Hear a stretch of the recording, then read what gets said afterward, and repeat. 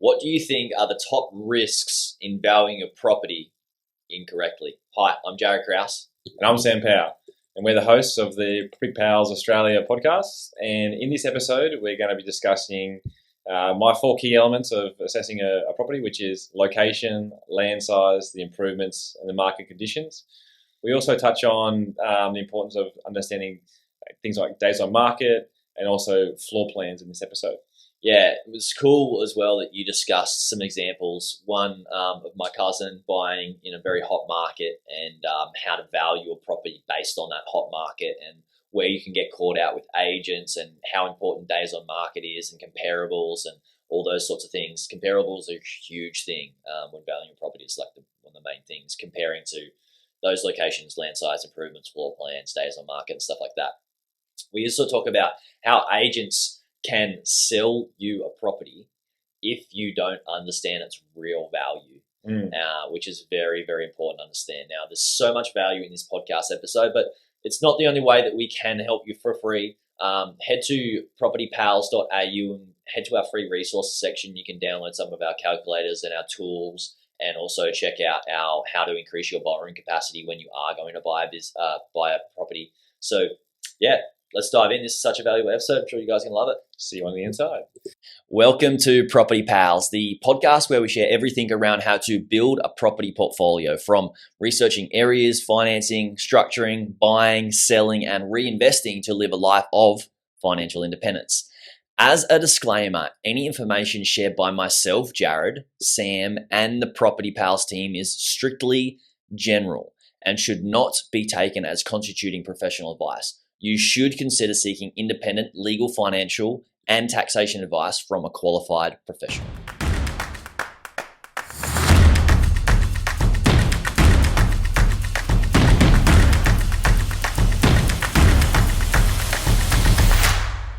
All right, tell me, how do I value a property? In the eyes of Sam Powell, a property valuer, certified property valuer, only looked at 10,000 deals or something like that. Not many. That. Like it's between, I'd say, 7 and 10,000 properties. It's a lot, man. That's a lot. Well, that was actually Anyway, but I think this is one of the reasons that we started the podcast. To be honest, is we were having conversations when I bought my last property, working with you, and we're like, damn, like I'm just conversation on the phone, like we should record this. It's so valuable. Yeah, that's actually where it originated from.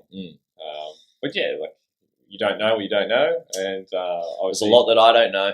there's a lot that I don't know either. Yeah. But everyone has their unique skill sets. I guess we're just sharing our journey, and I feel like a lot of people can get a lot out of it, and hopefully they can make smarter property decisions as a result. So, so what's the first step? Like valuing property. Yeah, what's the first step in valuing a property? We've been through how to find the locations and narrow them down in the previous podcast. Guys, if you haven't listened to them, go back and listen to them. But yeah, once you get the property, it's like, all right, how do I know how much it's worth? I learned a bit I've done some property courses, as you know, with some people that were doing methods that I moved on from and realized that weren't the best. Yeah, there's a lot of expensive marketing campaigns out there to get you to sign on to their courses or to their... So many dodgy people in property, hey? Well, I think they start with the best intentions in mind, but then, it is always changing as well. And one strategy is not for everybody, but it can be, I guess, sold that it fits one size fits all. Yeah. I did meet somebody cool through a couple of really awesome people through doing those courses anyway. One person that I bought a property with in a group, and they flipped it, and it was a house. I forget where it was. It might have been Toowoomba, and they flipped it, and they sent me a video of every week of their changes on the renovations, and they just absolutely nailed it. And what did I get? I think I got 10% on my money when money was not like getting any money from the bank. That was a couple of years ago. Yeah, true. So 10%, or was that a 12-month period? No, it was supposed to be a 6-month deal, and I did it in four months. So I got, it's 10% per month. What? 10% per month? I'm pretty sure it was 10% per month. 4 months, 40%. No, sorry, you're right. It was 10% over the 6 months. Yeah, and if they did it in a shorter period, I'd still get the same interest back. Yeah, Devil's in the details, people. yeah, correct. Yeah, sorry. Yeah, That's all good. Yeah. So the topic of this podcast is how to value a property. Obviously, it's my skill set.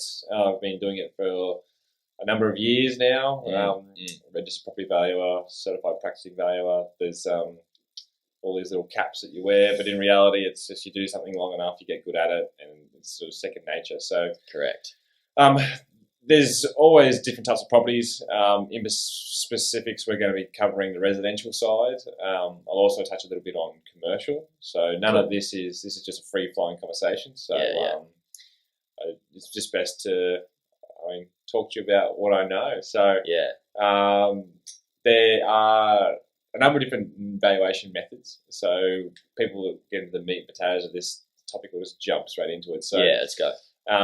There's with residential, primarily there's the direct comparison method of valuation, and that is like with like. So you're directly comparing other properties that are similar to the property you're looking at to give you that gauge of what is this property worth. Step one. So the RP data, which is now CoreLogic, can you use that as a comparison tool? Yeah, so it's a paid website. You can also, for the free stuff, jump on realestate.com.au and domain.com.au, go into the sold sections, and you can obviously scroll down to see what they're sold for. If they're not giving a price, call the agent. It's a great resource. Good agents and great agents. So we'll talk about the good, the great, and the shit. So what percentage are no good? Let's be real. I'd say majority. So 90% maybe? Yeah, there's the 80-20 rule, right? Maybe we should talk about the difference between a good agent and a bad agent in another pod. Yeah, that's how to spot the difference. It's a massive topic, and it's a big part of what I like to help people with is actually finding the best real estate agent. If you have to sell your property, there's a big difference between agent 1, agent 2, and agent 3, and it's a bit of a skill set that I've picked up over time to how to find the best ones that's going to give you that best result at the end of the day. So we'll cover that in a little series, I reckon. I reckon so. Something that's... I reckon. How was it? I reckon so. So, all right, let's get back on track then. Valuation comparing it to the market. I know that when I'm valuing a business, people ask me, how do you value a business? And it's not just... You look at the business itself and different components of it. The way I like to look at it is what are the risks involved with it, and then what are the opportunities involved with it, and then also the third area is the landscape of like what's the current market doing and that market that you're actually buying into and the comparables in there. Ooh, yeah. So they're the three main pillars that I use. Is that similar to property? So property, we've got direct comparison, like with like, the summation method, which is knowing what the land's worth or figuring out what the land's worth and then what the improvements are worth, and then marrying those two together to get you to an end figure. And with residential, generally, you're looking at your primary method is your direct comparison, and then you go into your summation as a secondary check method. Okay. So what we do in that way, we find out what's the land worth, what are the improvements worth today if it was a brand new property, and then you're depreciating that over its lifespan. So you find out what the land's worth. How do you do that? You just look at comparable sales of land values. Okay. In that area. So on CoreLogic, you can look at the land value of so there's a house or a dwelling on it, but you can still just find out the land. No. You got to find land sales. Land sales. Okay. So that can be difficult. There's obviously the underlying... Especially if it's a developed area, right? Yeah, very difficult. But what you're really doing with that land component is it's very difficult to find the exact same property than the one that you're buying, because there's always a different element. There could be different land sizes, different aspects. Slopes. Different gradients, services, topography, services, amenities nearby. Even if you're buying a house, some of the investment stock that we buy, they are very similar in these locations. So there might be 5-10 grand difference in certain sales, but then you're going into that other element, which a lot of valuers don't put too much weight on it, but it's, where is the market today and where is it sort of heading? So having that mindset is really important for people looking to buy a property. A lot of valuers, they have to work in the past, so they have to use actually sold evidence to justify the valuation figure. Free tool is jump on realestate.com. You can even search just land sales in that location, and then you break them down to a rate per square meter, and then you can kind of capitalize that out to say, well, the rate per square meter of land sales run between $100 to $150 a square meter. I've got 700 square meters, 700 by 150 will give you a rough land value. Okay. And then, the direct comparison is finding a similar, say, 4-bed, 2-bath, 2-car house, making sure it's sort of built around the same era, same build materials. Often that's very difficult to find because a lot of people will probably listen to this going, yeah, Sam, that sounds great. That's good in theory, mate. But then that's where I guess you start, in my mind, I'm jumping between, all right, well, there's different elements of this that's slightly superior here. So there's 4 key elements of a residential property that I look at, which is its location. Is it a similar location, inferior, superior? Similar to what you're comparing to it to. And by location, I'm talking like, where is it positioned in that suburb? Is it in a cul-de-sac? Yeah. Is it on a state-based road with high traffic flow? Backing onto like a reserve or something like that. Views are a big thing too. So if you've got close to the beach and views and all those things that the common sense person would look at and go, oh well, that's desirable. Well, if that's desirable more than the other property, then it's superior. Correct. So that's the words that we use in the property space: superior and inferior. Yeah. Well, that's what I do anyway. Like comparable, superior, inferior. That's sort of how I was trained. It's what I learned in these courses and stuff that I've done. Oh, really? So also what I learned is that when we're comparing, is you want to compare to sales that are closest to the date that you're looking at purchasing the property. For example, if something was sold a year ago, the market, there's so much has changed in that market in just that local suburban area, and is that actual comparable because it's so far away from like it's a year ago.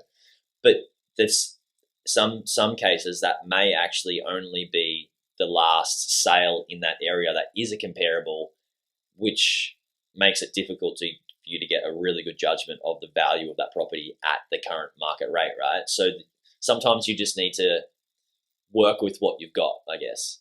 Step into my office, mate. Yeah, step into my You're just licking your lips. I'll quickly, so there's location, we talked about that. Then there's the land size for housing. And by that, obviously, the larger the land, obviously, the more valuable it can be. And then you're also looking at the improvements. So there's 4 elements: location, land, improvements, and market conditions. Ooh, okay. So market conditions, exactly what you touched on. Yes, it was 12 months ago. Often that is like the best sales you can find are obviously within the street, but you don't... Within the street, sold within a month. Oh, yeah, that's the dream. That's the dream, right? But not very often it's not the case that they're there. But you're basically taking those 4 key elements and you're putting your thesis together as to what you think it's worth. So I go through that, do that with residential property. So let's go through each of those. Let's go through market conditions and then through the other 3. Is there anything else to touch on the market conditions? Or does market conditions usually come last? Like market conditions, just in my hierarchy, it's just the way I've always been. I mean, I've developed out these obviously teams and processes when you're buying property, and that's how I visually look at it. And it's also great for our team to check when they're going through. All right, it is superior, inferior. Or is that a superior over all property, or is that comparable? So location, we've touched on that. Land, we've touched on that. Just understanding, like, is it larger or smaller?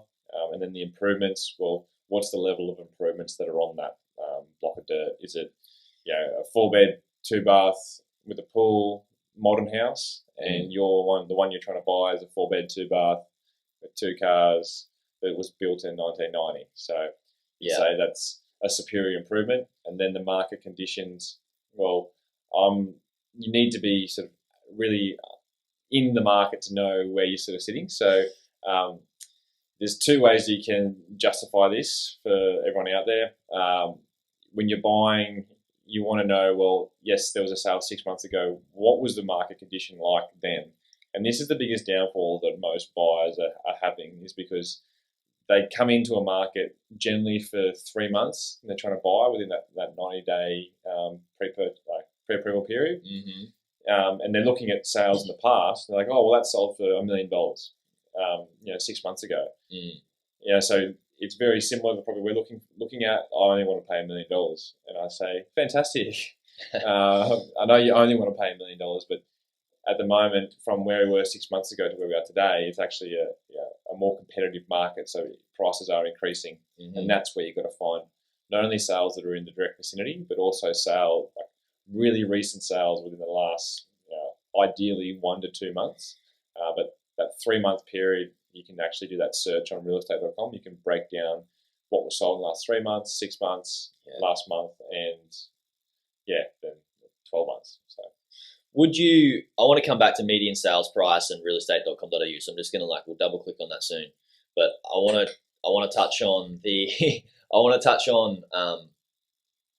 if the market is moving fast in that 90-day period, like something sold 6 months ago for $1 million, and you can't really find that many comparables in that one sort of area or that one suburb. If you went to a suburb adjacent to it that has a recent sale that is sort of similar to the property you're looking at purchasing in the other suburb, and that was sold a month ago, and then there was something that was sold six months ago, could you look at the growth of something that was at $1 million that sold for 1.1 within that 6 months of that adjacent property, and see okay, that linear growth rate may be similar to the suburb that I'm using, and would that help you give you a valuation on the price?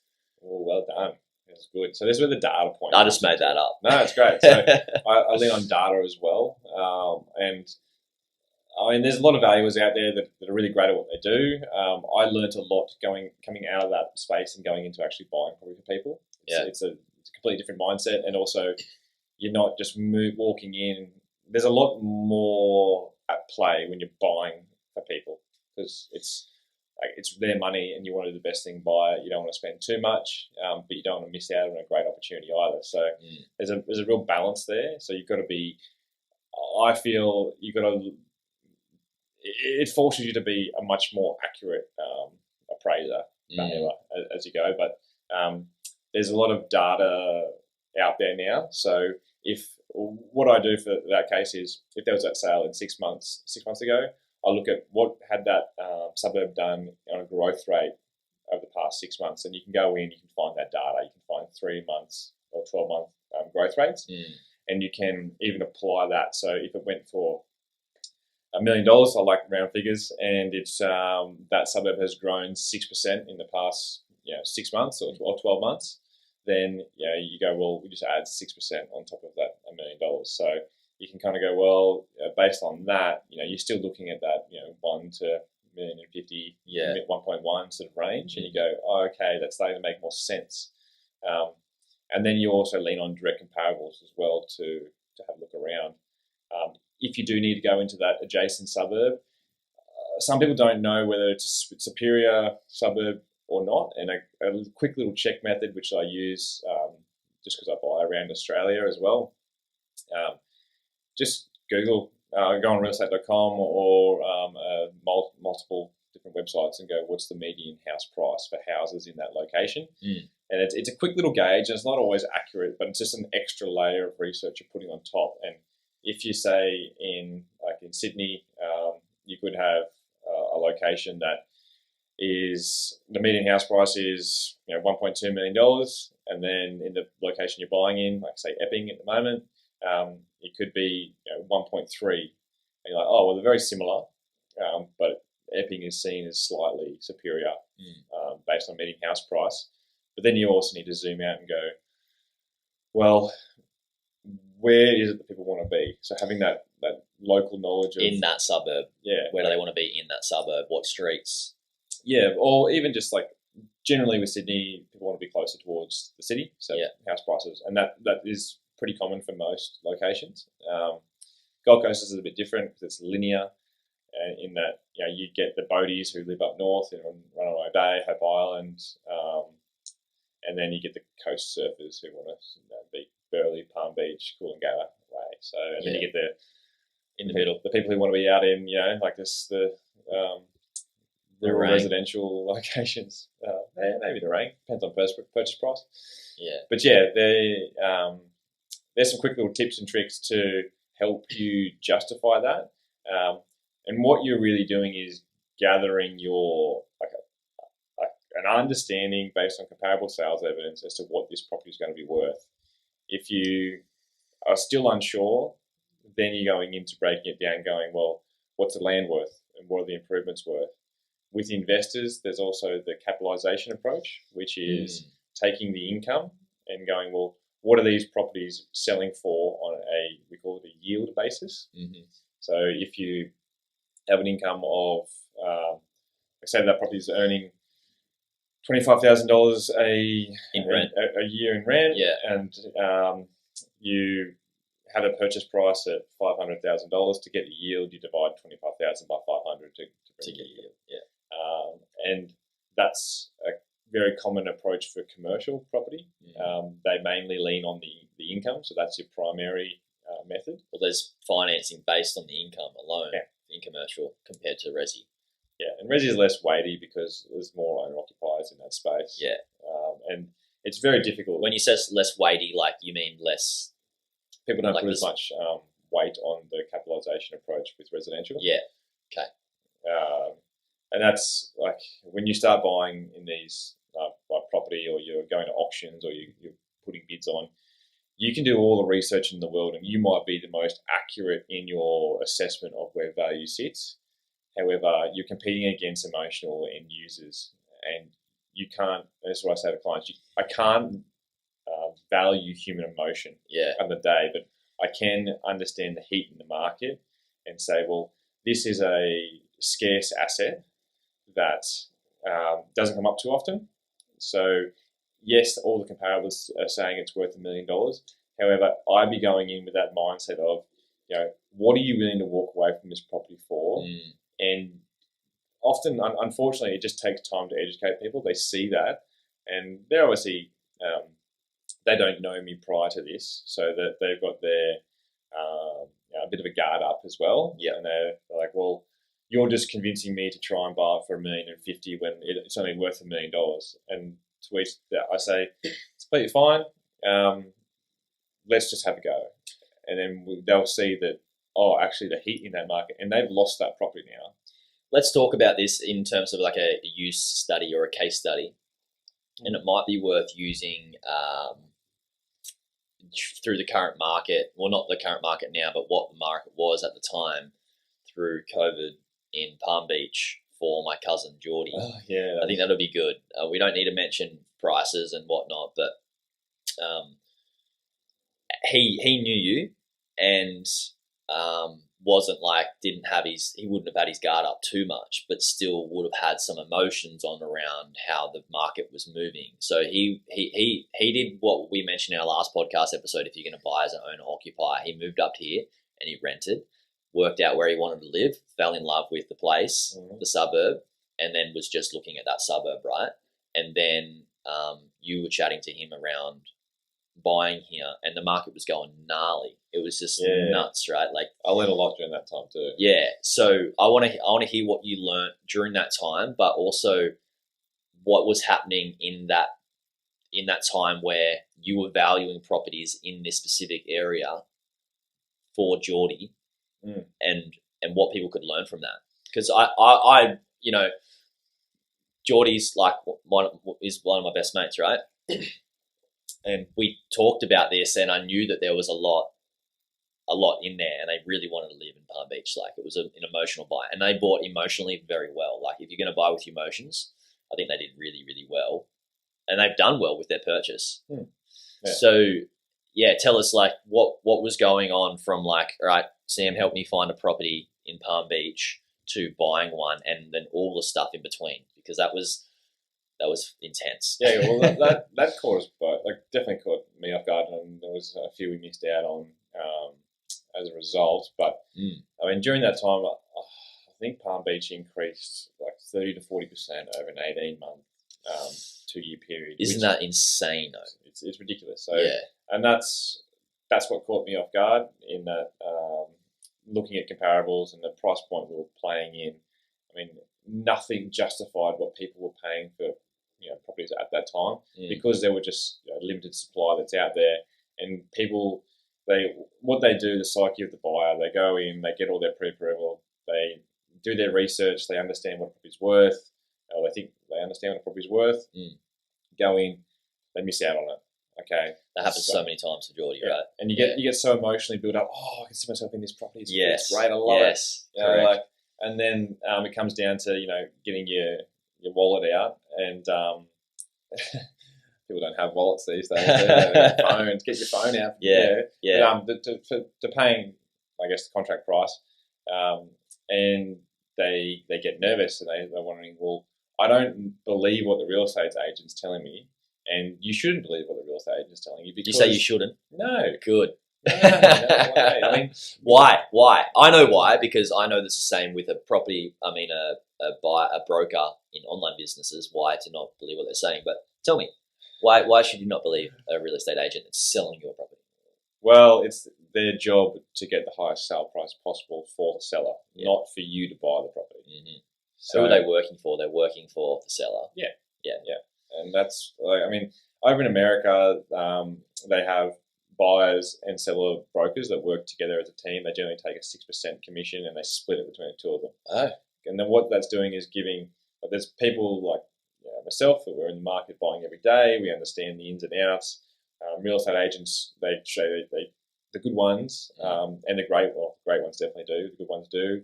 They train in scripts and dialogues to extract that emotional premium out of you and to push you down certain thought paths, thinking that there's greater competition. And when you're doing it one-off, which Australians buy probably once every 11 years in Australia, on average, you're not prepared for it because they're doing it every single day. It's like me trying to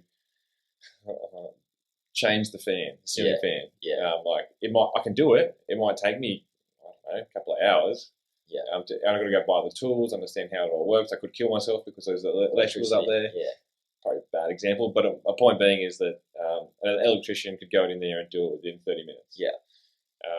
And do a much better job. So, and also if anything happens in the future, you can ask them to come back and fix it up. But there's the whole psyche. So understanding, going back to that story with Geordie, is emotionally involved, missed out, go again, get emotionally involved, you miss out. After a couple of times, like maybe 3, 4, and after going to heaps of open homes, people just get annoyed. They get so shitty. That's why a lot of people hate real estate agents, is that, and it's not so much the real estate agent, it's just they don't understand the game that they're playing. Yeah. And then they get to a point where they go to a property, they've missed out on 2, 3, 4, its asking price is $1.2 million. And in the end, the agent's telling them, look, $1.4 million buys it. Yeah. And then they just go, you know what? If I can buy it for 1.4, let's just do it because I'm sick of this. Yeah. And then that sets the new benchmark for market value for that location. Yeah. And then there's also the difference. Yeah, that's right. And that's important to understand is that drove the property prices up so much that the newest comparable in that area was that new sale that was a high point. And then everything else is based off that. And a lot of it can be hot air. Like if something sells for and this is what they do in the media, right? Is like something is a record sale and they put it in the media and then everyone's like, wow, that area must be like killing it. And then that's the new precedent for that area. And it's... Well, you use that sale and also value was use that sale. Correct, to get more money for the next... And so... Well, to justify the next purchase. Which makes it scary for somebody who's buying. I remember you were saying... I remember Geordie told me that you told him or maybe you were talking to me about it. If you just buy, it's going to buy for, it's actually because he is being an owner occupier, buy it a little bit more than the market value and it doesn't matter because you're going to be in it for 10 plus years, and you're still going to get it's still going to grow, right? You're not going to lose money if you're buying it as a long game versus. Well, I'll jump in there. I wouldn't say buy above market value. No, but I'd say your purchase price is going to be market value. Yeah. Like the definition Correct. of market value is willing buyer, willing seller, local agent, arm's length transaction. Yes. And when you're going in and you're valuing property, they seem that purchase price may be high. However, you're having those conversations with the agent too. And if there's multiple backup offers around that similar purchase price, then that is the definition. That is the true definition of market value. What people are willing to the cash that they're willing to part with for that deal. Yeah. Yeah, and that, I mean, there's obviously economic cycles and things can turn down, but at the time, you've got multiple buyers. That's market value. You have to pay market value to get into those properties. It's just shifting that mindset to go, well, there are comparables. However, given the heat, what's the scarcity? Because you could go to a real estate agent and say, well, I'm not paying XYZ because there's that house in the same street across the road. Like classic example is a property I'm working on at the moment. Across the street, there was a sale at $2.3 million. Next door went for 2.6. The agent's asking 2.5, really wanting 2.7. A lot of different variables in that. In that, the property itself is the floor plan's rubbish. You know, like they're calling it a 6-bedroom, 3-bathroom house. It's probably got the study that's not really a bedroom. It's really like a big walk-in wardrobe and a parents' retreat. And they're calling that, and then the parents' bedroom. So anyway, but the clients that we're buying for, they're looking at the $2.3 million sale across the street, saying, "Oh well, that's where we think it sits." And I'm like, "Well, what about next door that went for 2.6? It's a sort of a similar. It's a bigger house, yes, but it's not as modern inside. And also, you got to look at the psyche of buyers are also looking. They have access to those sales, so they can go in. Most people know realestate.com sold section. They'll be sitting there going, "Well, it's a 2.6, 2.3. We've missed out on a couple of properties around this area that's running around 2.4, 2.5.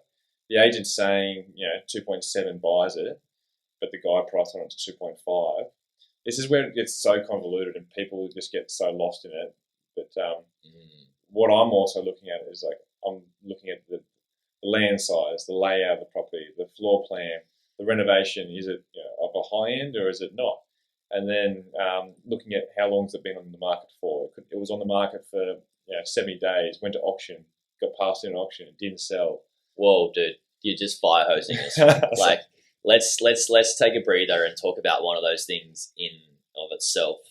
So we've got lands, we basically talked about land value, so we can move past that one.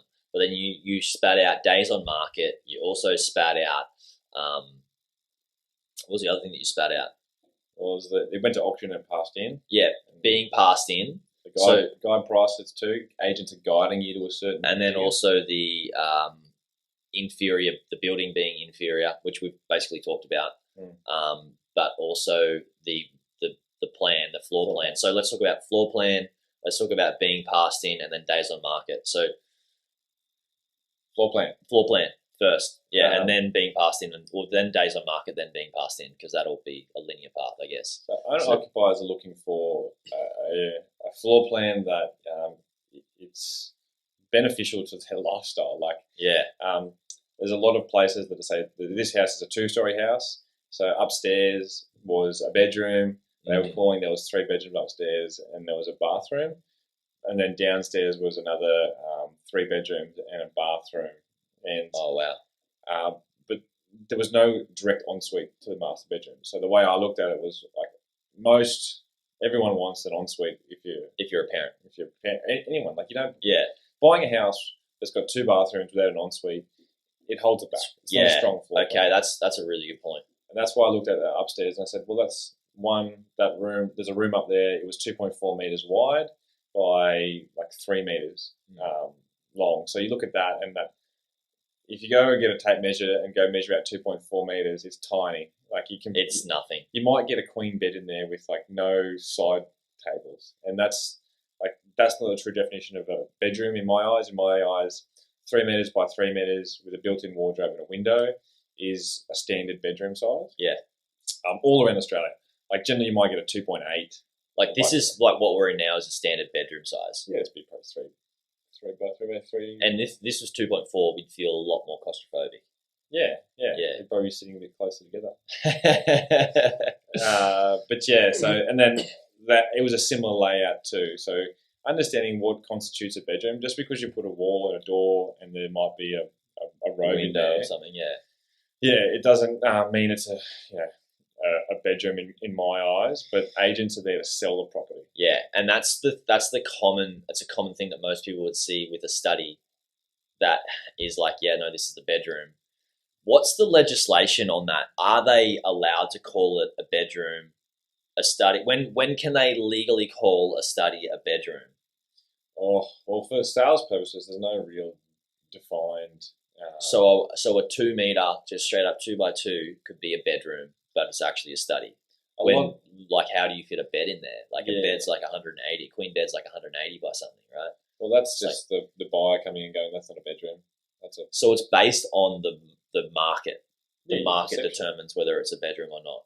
Yeah. Okay. Yeah. Well, and I mean, there's no real definition on that front, so it's a good question. The biggest definition is the ceiling height. So if you're not 2.4 meters, you're not classified living area. Yeah. So 2.4 meters high. If it's less up, then it's not a living area. Yeah. So you get that with like, say, 2-story houses that have that low clearance underneath. People build them in, they put kitchenettes and there is a bedroom there, but legally you're not able to rent out that as a room because it doesn't fit code.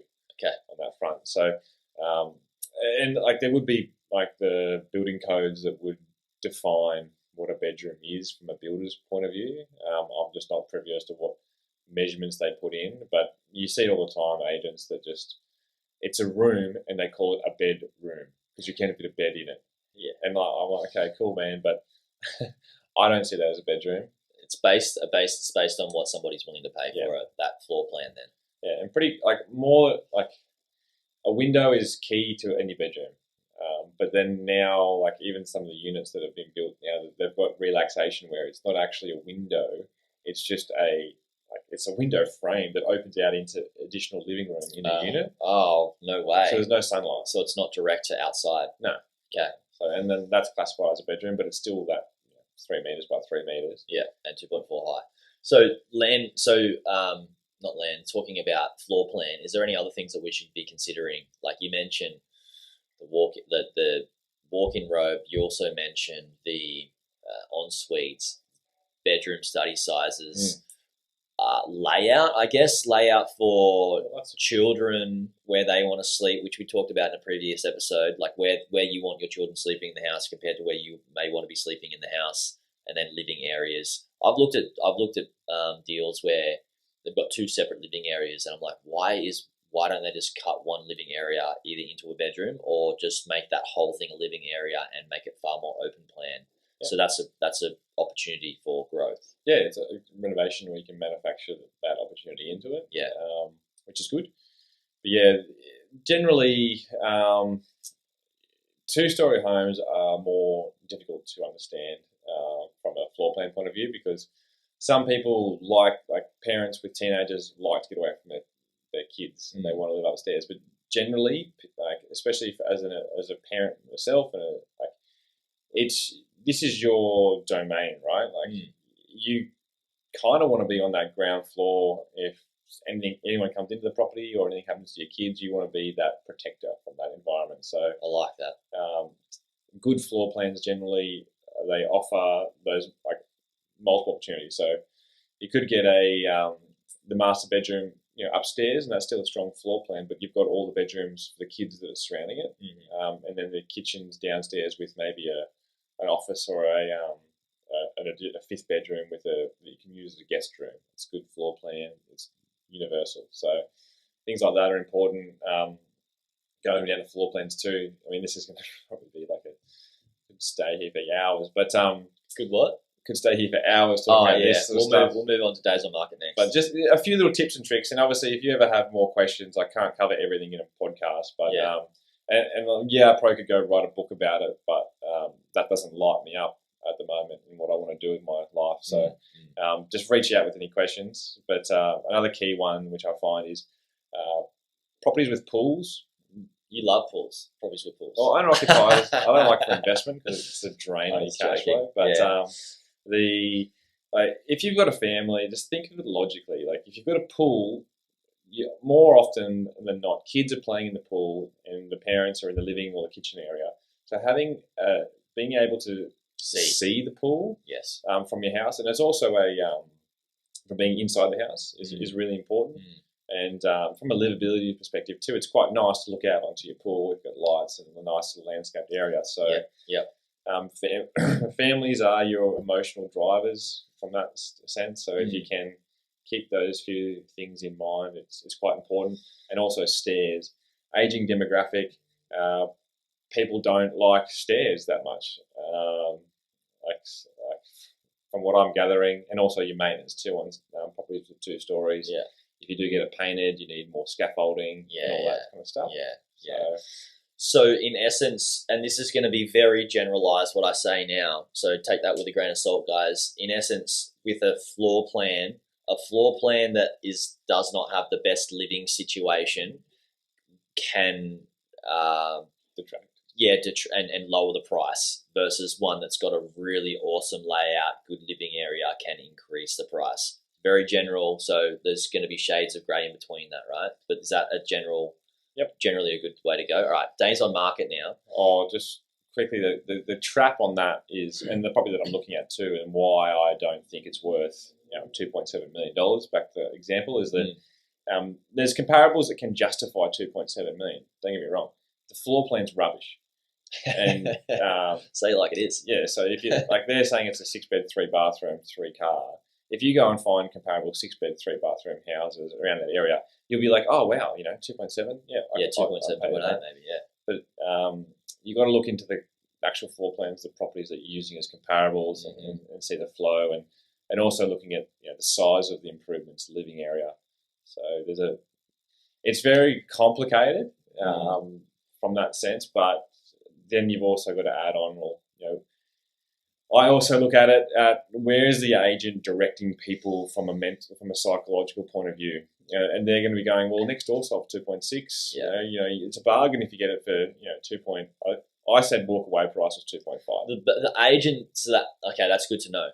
So the agent is going to say like, this sold for the X amount and it's comparable, and this one is like, they sell you on the idea that it's 6-bedroom and 3 cars. So you could have like a 4 family, and then you've also got a guest bedroom, and you've also got like a spot for your guests to park their car because it's 3 cars and you can have 2. They're going to sell it to you like that, right? They're not going to sell it to you like, just be cautious of like, maybe this isn't like the biggest size bedroom, or we're not happy about the main bedroom not really being linked to an ensuite, but you get that what you would be thinking in your head, they're not saying. They're selling they're selling the vision of what it would like to live there without the realities of the value of the asset. The practicality of it. The practicality and the actual raw value of the asset too. And also they're like the sales agents, they've got the seller got to understand their situation too. So delving into that is a key part of like accurately understanding where value sits. Obviously, it's sort of, and we really do need to do that episode on finding the right agent to sell your property based on like agents that will come in. Do you remember our best mate Jolie? His parents' place, they were selling that, and the agents said they could get a mozza for it, like a lot of money for it. Let's not go down that. Okay. We'll cover this. We'll cover it. That's a good story. That's a good story to cover in that episode. So floor plans, days on market. So with days on market, the longer the thing's been on market, the more sentiment that the market has that it's not worth the price that they're asking for. Yeah, so that's probably a general sense, but I want you to dive into the nuances of that if you can. Welcome to the world of the psychological side of buying property, right? That sort of goes so much in it too. Yeah, so going back to like looking at putting a figure on your walk away price as well, is it's important to understand, if you really want that property, having those conversations with the agent, it helps me to understand where they're positioning their buyers. And a lot of buyers, majority of buyers are uneducated. even the buyer's agents that are out there, it's like the 80-20 rule. The same with the real estate agents. A lot of them, yeah. There But are. there are some good ones that we will recommend shortly. Yeah, Yeah. and so they're positioning people on what the agent thinks it's worth and giving them comparables. And agents are very educated in the market because they're so niche. They generally work out of, say, 2 to 3 suburbs, and they just constantly, they know what's going through. So you're up against that, and then if they're positioning people from a psychological point of view, it may just be that they're like, that's a price that if you really want that property, you may have to pay it. You may have to stack up and pay it. But that's where the art of negotiation comes in, and you're not going to really know whether the agent's completely bullshitting you or not until you spark up the negotiation and you feel them out from how they respond and things like that. So, yeah, we'll get into another pod on negotiations, I guess. Yeah. So with the days on market, that is room for negotiation. Yeah, well, days on market, you can start to see through the cracks and the bullshit. Yeah. So if a property's been on the market for a while, what's a while? Over 60 days. Over 60 days is a long time, right? Yeah, and so even 45 days is getting on. Well, it depends on the market you're in too. Yeah. You know, some owner occupiers might be buying in a market that just isn't as hot. Rural. So, yeah. Yeah. So, more days on market for rural. Yeah, but you can also understand what the median days on market is through the data. Yeah. So in core logic, you can look at the comparables and then see how long they were on market for before they sold. Yeah. Yeah, and then you look at this subject property and you're like, well, say the median's sitting there at 45 days. This has been on there for 70 days. Mm-hmm. Why? And there's multiple reasons why. It could be that it went to contract, fell over due to finance, and had to get put back on the market. Yeah. Although they didn't take it off the market, but they just relisted the price, and that could drag it out, and that's a negative. That's a rough case for a seller. Yeah, you don't want unfortunate for everybody in that transaction. Yeah, as a buyer, because people do get that psyche where like they drive past or they see it and they're like, oh, that still hasn't sold. There must be something wrong with it. Yeah, and that's just what people do. They move on to the next one. Yeah, but you could pick up some deals in that. Yeah, well, right? Yeah. I know people that definitely go around hunting for higher days on market, but there's a lot of traps in that as well, which is they're going around hunting for a bargain, but in reality, it's on the market for a long time because it's a shit asset.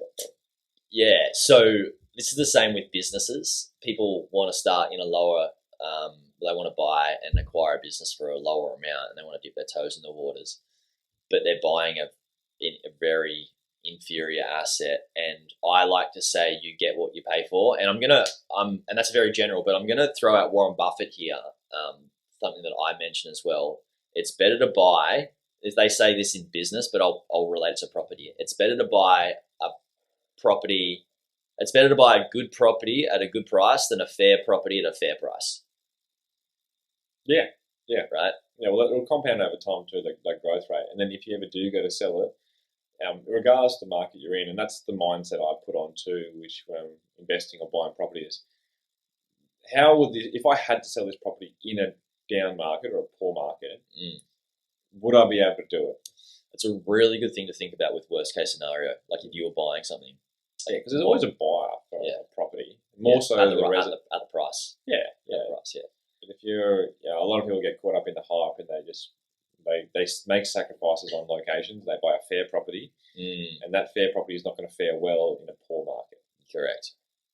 It's going to be the last one to typically sell. Yeah. Well, that's how I look at it too, and I mean, it's obviously served me well, and I've seen it happen time and time again. I've seen that many properties that, especially going through that GFC period, valuing properties through there, there's long days on market, and whilst it might be worth round figures $1 million, like through comparables, you say that's $1 million every day of the week. A classic example is actually during COVID. There was this property that it was on the water. Like all comparables put it at $1.3 million, and there was a contract on it at $970 because the guy who was selling it had to get rid of it. He was basically saying, "Oh, I've got a development opportunity," but in reality, the further I dug through, he was actually in financial hardship and he had to sell that asset in order to, I guess, pay off his debt so he doesn't go bankrupt. And that I looked at it, I was like, damn. So he had a contract on it for $970 with somebody else, and I was trying to sell for 1.3. No, the comparables in that, like there were like little townhouse complexes all in the water. So and I could go back and see, because they were all very similar, Yeah. like in build material, build age, layout, on the water aspect, everything like that. I mean, this was east to water. I remember it like it was yesterday, and that's a superior aspect than opposed to west to water. And there was west to water selling at $1.2 million, and there was a couple of east to water that sold, say, a few months prior for 1.3, 1.4 even.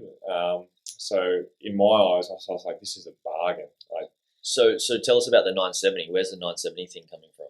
Just so we can understand. well, he had to put it on the market, and so an agent had it, and it was at that point of COVID where we all thought that the world was going to fall apart. We're all going to become zombies and just die. Like March, April 2020. Yeah. I'll come back from Japan around that stage where. That's right. Yeah. People were basically being told, go get, shelter up. Yeah, lock it up. Stay at home. Lock up your doors. Wear masks and don't go outside in the sun where you can get good vitamin D, which is good for your health. Anyway, conspiracy. Yeah, we won't go down this route. But so I just saw that and I was like, well, this guy had to sell that asset. And if you have to sell an asset, you have to take the price someone's willing to pay for it. And there was someone who was there who had the money to pay in that figure, and he had no other buyer on it, so he sold it. And he basically forego a couple $100,000 because he didn't have the. He pushed himself to the limit where, he stressed himself out from his obviously financial position, and he lost. Desperate times. Yeah. So to wrap this one up, Sam, it's a hard one to wrap up because there's so much in valuing a property. So this is like step one, isn't it? But this, we'll do more and more. And if you do like these kind of things, more than happy to talk about it because this just comes naturally to me. But there's many elements to it, and that's just like we're just scratching the surface on the residential side. And, then there's obviously the commercial side as well. But there's a lot of value that you can get out of even just talking to, I guess, real estate agents, property valuers. Listening to this podcast. Like and subscribe. But there's a few little nuggets there that hopefully people got some value out of. Yeah, there's definitely, you're just showing us this bit of meat that we're ready to start chewing on through this pod. So guys, there'll be more pods coming out around valuing. This is all going to be about valuing a property, really, whether you're going to be on the buy or the sell side. So stay tuned. Yeah, thanks for your time, and we'll help us help you, right? That's the biggest thing. So all the questions, send them through. hello@propertypals.au is our email address, and let's try and get more education into your ears. Peace out. See you guys.